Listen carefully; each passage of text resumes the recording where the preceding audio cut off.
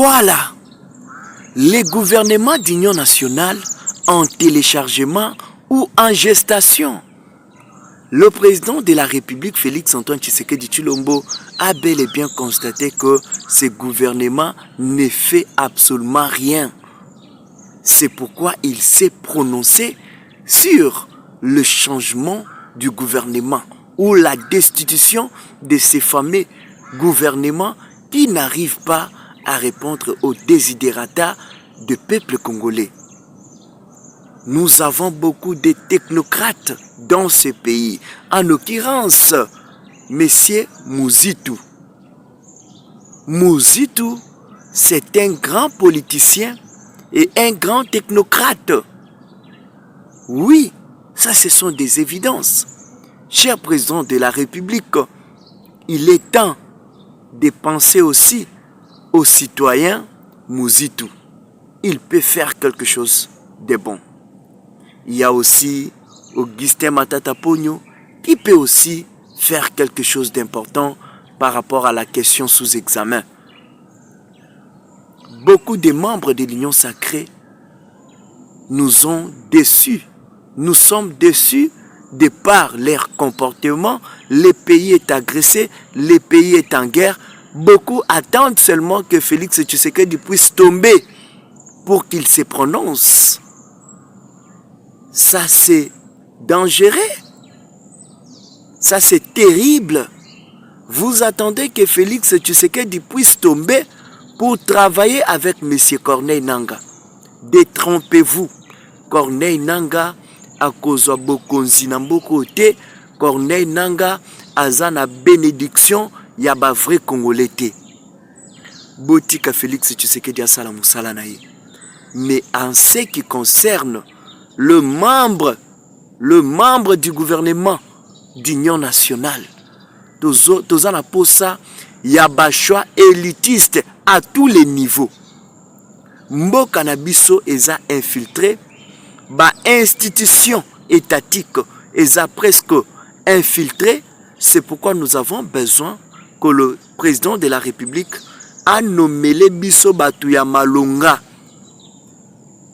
Président de la République, nous n'avons pas besoin des stagiaires.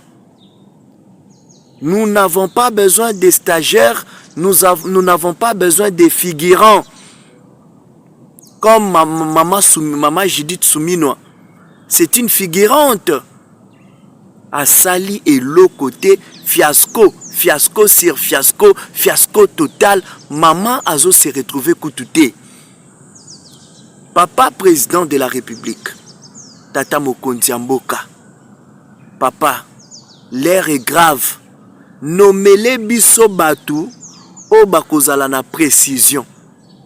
Nommez-les biso batu oyo bako lier sa peuple congolais. Nommez-les biso batu oyo bakozala na bolingo ya mboka. Tala mboka ezozika, tala position ya Vital Kamerhe, tala position ya Bahati, tala position ya bamisusu wana silence radio, tala position ya Sama Lukonde silence radio. Yo moko monaki Vital Kamerhe ninga pesa ki fausse information. Information wana azwaki yango wapi? Question mark. Papa Muzitu akoki kosala quelque chose d'important. Matata Ponyo akoki kosala quelque chose d'important. Il est congolais. Mais bao nyonso tu ba trahir mboka na biso toyebi bango. Président Nathan Oyo, il fallait que salama makambuto ezo le kamboka na biso. Il fallait que salama pour comprendre qui est congolais et qui ne l'est pas. Nani aza congolais et puis nani aza congolais te. C'est aberrant. Comment mboka na biso ezo traverser dans une zone de turbulence, ba misusu bazo s'abstenir. Ba sandeti bazo figurer na mboko te. Mais ce qui est makambo ba kota, makambo misala. Wana bayaka mbangu biso ba notable, biso ba toboye, bayaka batiaka makelele. Mais le pays est agressé. Qu'est-ce que ces gens-là ont en train de faire sur terrain? Absolument rien. Papa changer bango. Na ba changement au Kosala, président de la République. Tikela biso Jean-Pierre Mbemba na biso. tikela biso Jean-Pierre Mbemba na biso, tikela biso Maman Wagner Thérèse Kaikwamba Kaiko, tikela biso Maman Thérèse na biso, tikela biso ye président, tikela biso Mutamba na biso, tika Constant Mutamba président, tikela biso ba pion wana, tikela biso bato wana tomoni musala na bango sur terrain. Liaou tomoni musala na ye, sensibilisation. Papa Jean-Pierre Mbemba donc akiti sur terrain, azo tambola na 4 coins ya mboka na biso, azo mobiliser bilenge badere na armée na FRDC na biso pona ko pérenniser ba valeurs républicaines, pona ko protéger intégrité territoriale. Eza ba action moko ya ko célébrer, eza ba action moko ya ko betela maboko. Les restes wana, il faut que ça la bango ba mention. Biso tozan pour ça ba foutaise te. Nous avons besoin ya bateau ba ko danser même danse que biso. Nous avons besoin ya bateau to ko danser na bango elongo danse moko. Sur terrain, on a l'impression que bamisu bazobina te. Tshisekedi akokwea te. Tshisekedi akosisa mandat na ye, Tshisekedi ako changer constitution. Oui, le président de la République doit changer la constitution parce que constitution obiso tozo salela. Tango alobi kazo changeango, Paul Kagame azo s'opposer na changement de la constitution congolaise. Azanani pour s'ingérer na affaire na biso privé. Ce qui revient à dire que constitution wana et facilitera bango na makambo ebele. Alors il faut la changer. Il faut la changer. Par rapport à ba sanction, il y a certains individus au bazo mettre fait na kati ya mboka na biso, au bazo boma ba kongomani po ba piller ba minéraux o ya biso, tomoni ba sanctionner certains cadres. Il y a M23, certains cadres P, il y a Rwanda. Bien que Bassimina no Paul Kagame était, mais c'est déjà une avancée significative. Peuple congolais to lingana. Il est temps ya ko lingana. Et puis, to sala attention na ambongo. Bazana posa basimbisa président de la République touche. Bazoya na makambu na bango président alobi ako dialoguer na nangate, mais bango befort na bango o bazo mettre sur terrain ezaya que Félix Tshisekedi andima par rapport à crise oyo et perpétré na territoire national, andima a dialoguer na ba partie prenante nyonso. Président alobi ako dialoguer kaka na monsieur Paul Kagame. Nanga c'est un rebelle, c'est un terroriste, et puis il ne peut jamais dialoguer avec un terroriste. Pourquoi les prélats veulent pousser le chef de l'État à dialoguer avec le 1-23? Tomoni agenda caché, yaba prélat, baza batumabe, baza banti-patrie. Tolanda maloba na bangote, tolanda parcours na bangote, tolanda bandakisa na bangote. Baza ba anti-patrie, balingi mboko ya Congo te, balingi moto ekoya. Ambongo banda Tshisekedi atia gratuité na kati ya Congo, et soyez na ndenga kosakana te, nde asimba pe, donc manduki na ndenge na ye. Ba M23 baza na catégorie ebele, ya ba soutani, ya ba opposition, ya ba opposant. Il y a militaire, il y a catégorie nyonso, baza. Bisoto l'acheter peuple congolais. Parce que nous n'avons qu'un seul pays qu'on appelle la RDC.